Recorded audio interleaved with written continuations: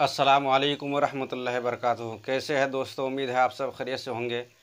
तो मैं कल एक मेरे साथ हादसा हो गया, उसी को सुनाने के लिए मैं सिर्फ़ आज आया हूँ।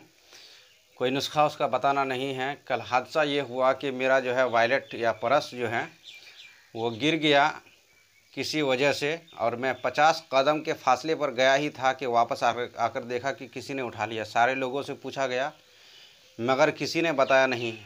तो उस वक्त जो है मुझे अंदाज़ा हुआ कि आज के हालात इस कदर ख़राब हो चुके हैं, लोगों का ईमान इस कदर ख़राब हो चुका है जिसको बयान नहीं किया जा सकता। हम लोग तो बस इतना जानते हैं कि मुसलमान का गिरा हुआ सामान के बारे में अल्लाह के प्यारे हबीब सल्लल्लाहु अलैहि वसल्लम ने फरमाया कि वो सामान नहीं बल्कि आग है, जिसने उठाया हाथ में तो आग लिया, जिसने खाया तो आग को खाया।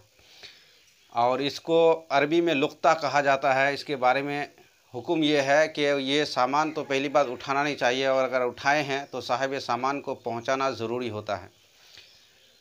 तो दोस्तों, अल्लाह और अल्लाह के रसूल पर भरोसा करना चाहिए, सब्र करना चाहिए, मैं ये जानता हूँ। और जो है अल्लाह के प्यारे हबीब सल्लल्लाहु अलैहि वसल्लम फरमाते हैं कि जिसका कोई नहीं हामी और मददगार, उसका मैं अल्लाह के प्यारे हबीब मोहम्मद रसूलुल्लाह, मैं उसका हामी और मददगार हूँ। और अल्लाह ख़ुद फरमाता है कि तुम्हारा अगर कोई नहीं है दुनिया में तो क्या मैं तुम्हारे लिए काफ़ी नहीं हूँ। तो अल्लाह और अल्लाह के प्यारे हबीब को राज़ी कर लेना, यही सबसे बड़ी बात है, यही सबसे बड़ी कामयाबी है।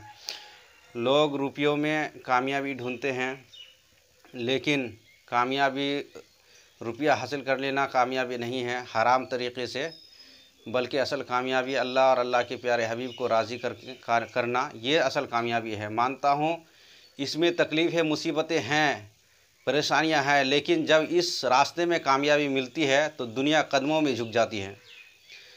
तो उम्मीद करता हूं दोस्तों अल्लाह ताला तमाम दोस्तों को सेहत व आफ़ियत के साथ रखें, और ऐसे ही मिलते रहेंगे। अस्सलामु अलैकुम वरहमतुल्लाहि वबरकातुहू।